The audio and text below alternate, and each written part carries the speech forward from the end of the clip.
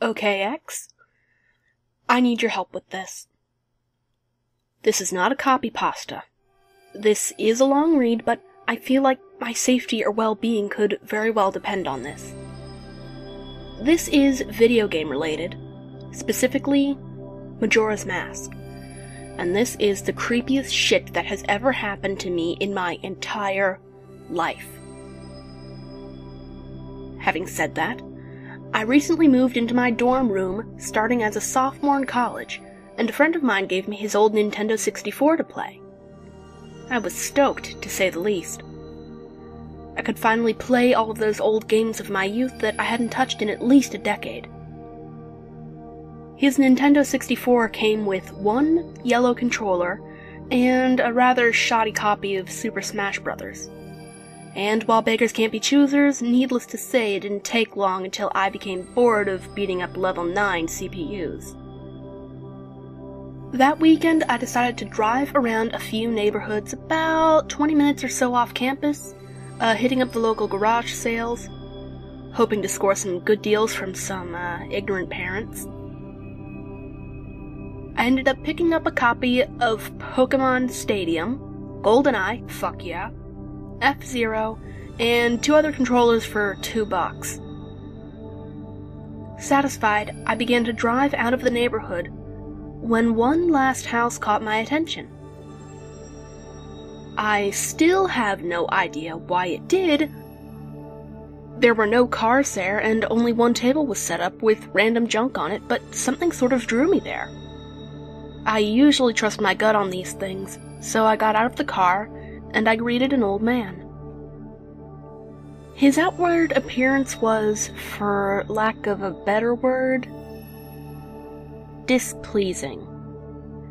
It was odd. If you asked me to tell you why I thought he was displeasing, I couldn't really pinpoint anything. There was just something about him that put me on edge. I can't explain it.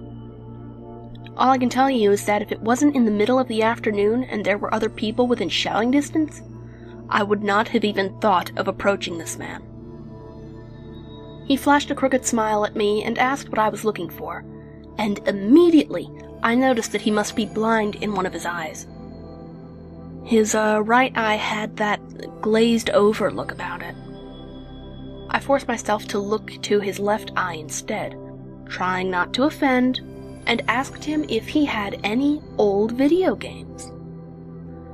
I was already wondering how I could politely excuse myself from the situation when he would tell me that he had no idea what a video game was, but, to my surprise, he said he had a few in an old box. He assured me he'd be back in a jiffy, and turned to head back into the garage. As I watched him hobble away, I couldn't help but notice what he was selling on his table. Littered across his table were rather peculiar paintings. Various artworks that looked like ink blots that a psychiatrist might show you. Curious, I looked through them. It was obvious why no one was visiting this guy's garage sale. These weren't exactly aesthetically pleasing. As I came to the last one, for some reason, it looked almost like Majora's Mask, the same heart-shaped body with little spikes protruding outward. Initially, I just thought that since I was secretly hoping to find that game at these garage sales, some Freudian bullshit was projecting itself into the ink blots, but given the events that happened afterward, I'm not so sure now. I should have asked the man about it. I wish I would have asked the man about it. After staring at the Majora-shaped blot, I looked up and the old man was suddenly there again, arm's length from me, smiling at me.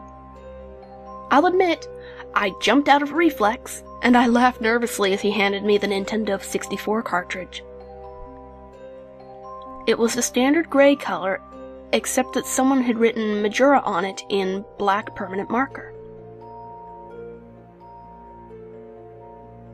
I got butterflies in my stomach as I realized what a coincidence this was, and asked him how much he wanted for it. The old man smiled at me and told me that I could have it for free.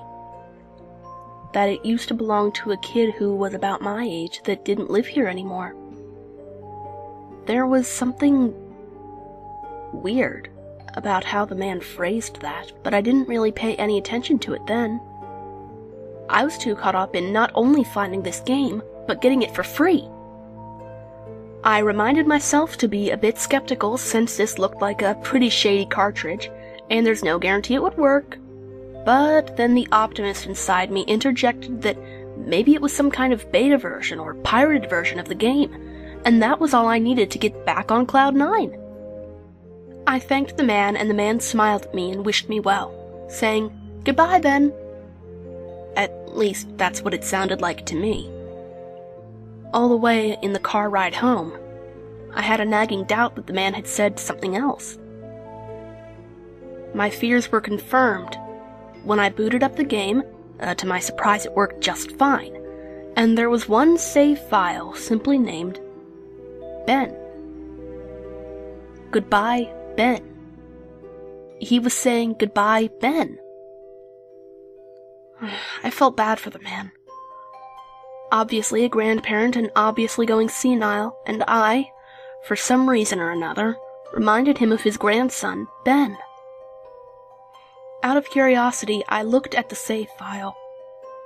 Eyeballing it, I could tell that he was pretty far in the game. He had almost all of the masks, and 3 out of 4 remains of the bosses. I noticed that he had used an owl statue to save his game. He was on day 3 and by the Stone Tower Temple, with hardly an hour left before the moon would crash.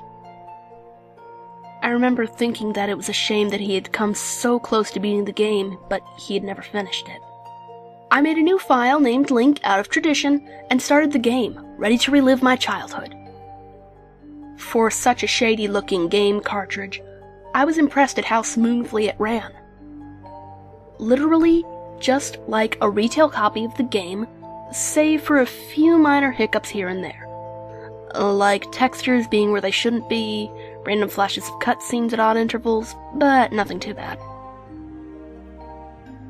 However, the only thing that was a little unnerving was that at times, the NPCs would call me Link, and at other times, they would call me Ben. I figured it was just a bug.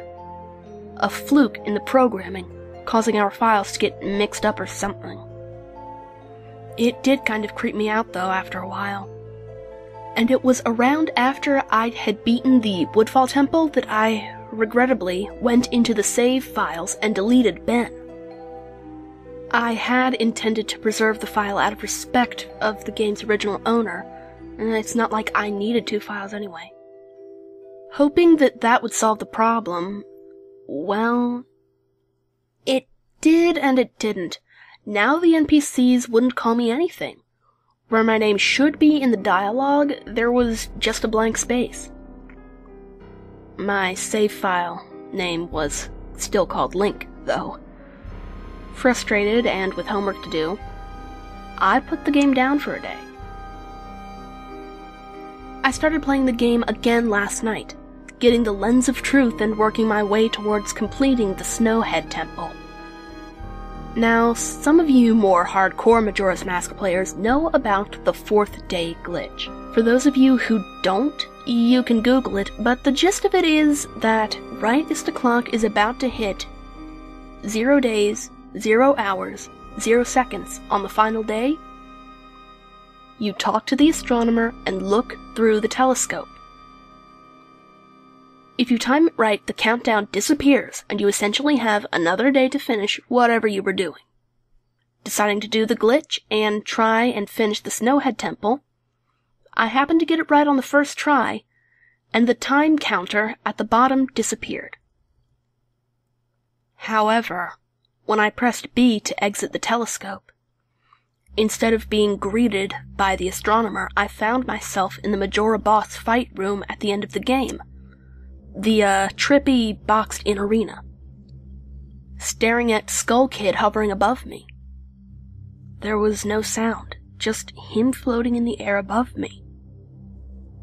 And the background music, which was regular for the area, but still creepy. Immediately my palms began to sweat. This was definitely not normal. Skull Kid never appeared here. I tried moving around the area, and no matter where I went, Skull Kid would always be facing me, looking at me, not saying anything. Nothing would happen though, and this kept up for around 60 seconds. I thought the game was bugged or something, but I was beginning to doubt that very much.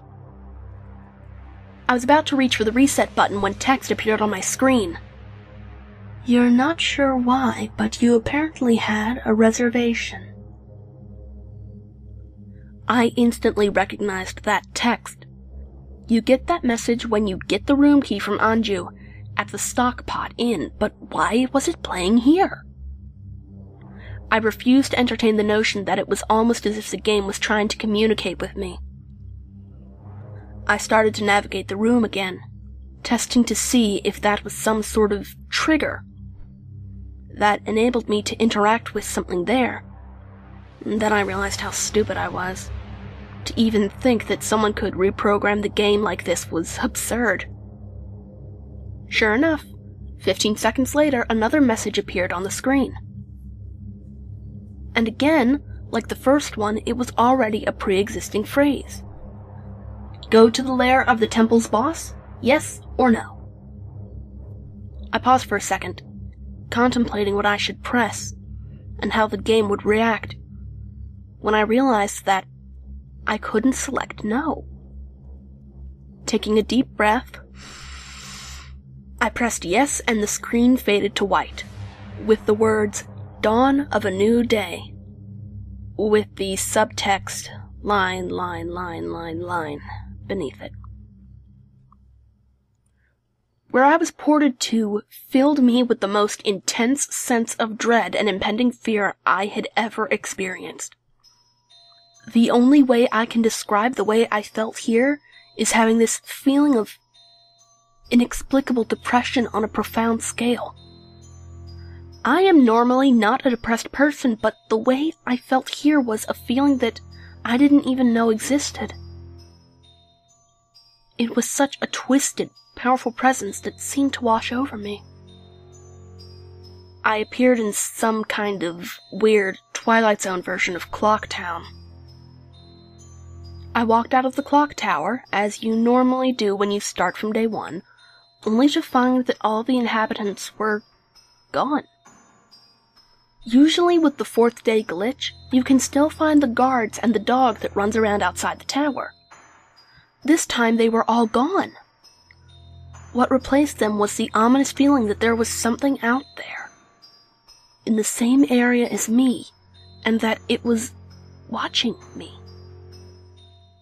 I had 4 hearts to my name and the hero's bow, but at this point I wasn't even concerned for my avatar. I felt that I, personally, was in some kind of danger. Perhaps the most chilling thing was the music.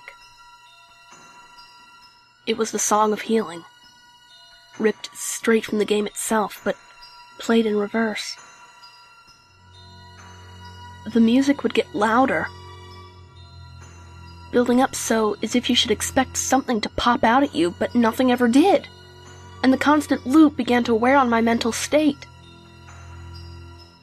Every now and then I would hear the faint laugh of the Happy Mask salesman in the background. Just quiet enough so that I wasn't sure if I was hearing things, but just loud enough to keep me determined to find him. I looked in all 4 zones of Clocktown only to find nothing. No one. Textures were missing. West Clocktown had me walking on air. The entire area felt broken. Hopelessly broken. As the reverse Song of Healing repeated for what must have been the 50th time, I just remember standing in the middle of South Clocktown, realizing that I had never felt so alone in a video game before. As I walked through the ghost town, I don't know whether it was the combination of the out-of-place textures and the atmosphere, and the haunting melody of the once peaceful and soothing song being butchered and distorted, but I was literally on the verge of tears and I had no idea why. I hardly ever cry. Something had gripped me here with this powerful sense of depression that was both foreign and crippling. I tried leaving Clocktown, but every time I attempted to zone out, the screen would fade to black and I would just zone into another part of Clocktown. I tried playing my ocarina. I wanted to escape and I did not want to be here, but every time I played the Song of Time or Song of Soaring, it would only say, "Your notes reach far, but nothing happens." By this point, it was obvious the game didn't want me to leave, but I had no idea why it was keeping me here. I didn't want to go inside the buildings. I felt that I would be too vulnerable there to whatever I was terrified of. I don't know why, but I came up with the idea that maybe if I drowned myself at the laundry pool, I could spawn somewhere else and leave this place. As I zoned in and ran towards the pool, that's when it happened. Link grabbed his head and the screen flashed for a brief moment to the Happy Mask salesman smiling at me.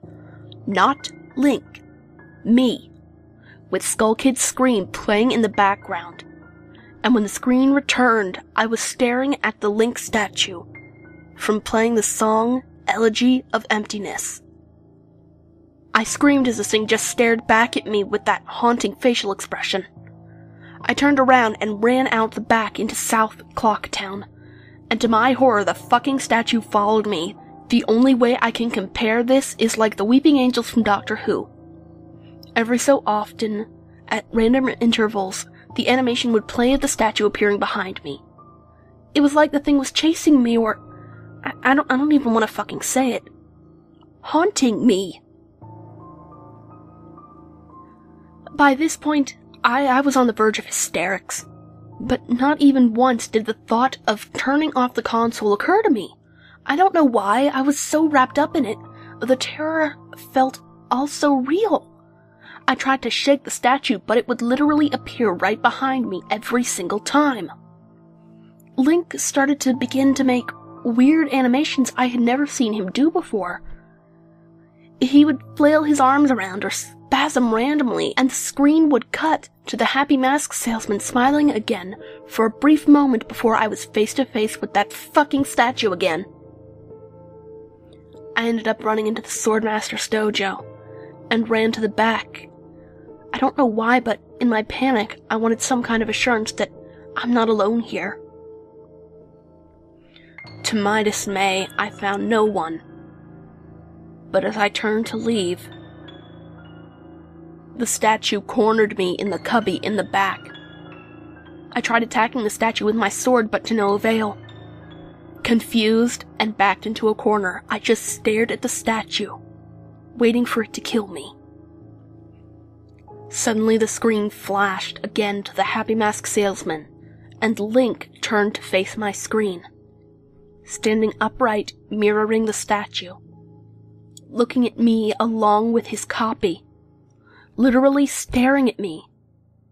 Whatever was left of the fourth wall was completely shattered, while I ran out of the dojo, terrified. Suddenly the game warped me to an underground tunnel, and the reverse song of healing queued up again as I was given a brief moment of rest before the statue started appearing behind me again. This time aggressively. I could only take a few steps before it would summon behind me again. I hurriedly made my way out of the tunnel and appeared in Southern Clocktown. As I ran aimlessly in a sheer panic, suddenly a Redead screamed, and the screen faded to black as dawn of a new day, and line appeared again. The screen faded in, and I was standing on top of Clock Tower, with Skull Kid hovering over me again. Silent. I looked up and the moon was back, looming just meters above my head.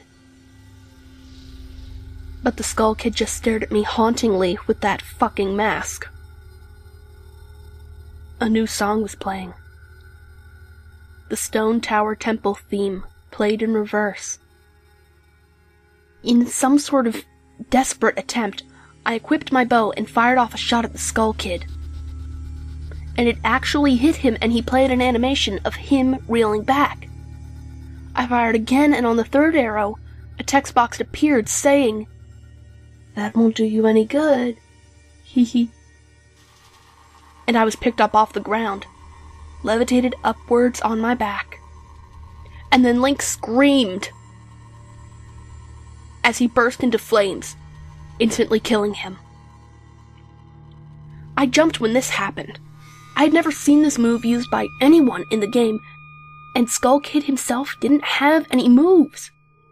As the death screen played, my lifeless body still burning, the Skull Kid laughed and the screen faded to black, only to have me reappear in the same place. I decided to charge him, but the same thing happened. Link's body was lifted off the ground by some unknown force, and he immediately burst into flames again, killing him. The time during the death screen and the faint sounds of the reverse song of healing could be heard. This time, during the death screen, the faint sound of the reverse song of healing could be heard. On my third and final try, I noticed that there was no music playing this time, that all there was eerie silence. I remembered that in the original encounter with the Skull Kid, you were supposed to use the ocarina to either travel back in time or summon the giants. I attempted to play the Song of Time, but before I could hit the last note, Link's body once again horrifically exploded into flames, and he died. As the death screen neared its end, it began to chug as if the cartridge was trying to process a lot of something. When the screen came to, it was the same scene as the first 3 times, except this time, Link was lying on the ground, dead, in a position I had never seen in the game before. His head tilted towards the camera, with the Skull Kid floating above him. I couldn't move. I couldn't press any buttons. All I could do was stare at Link's dead body. After around 30 seconds, the game simply fades out with the message, "You've met with a terrible fate, haven't you?" before kicking you out to the title screen. Upon getting back to the title screen and starting again, I noticed my save file was no longer there. Instead of Link, it was replaced with Your Turn. Your Turn had 3 hearts, 0 masks, and no items. I selected Your Turn, and immediately when I did, I was returned to the clock tower rooftop scene of my Link dead and the Skull Kid hovering over, with the Skull Kid's laugh looping again and again. I quickly hit the reset button, and when the game booted up again, there was one more save file added below Your Turn, entitled Ben. Ben's save file is right back where it was before I deleted it, at the Stone Tower Temple with the moon almost crashing. I turned the game off at that point. I'm not superstitious, but this is way too fucked up, even for me.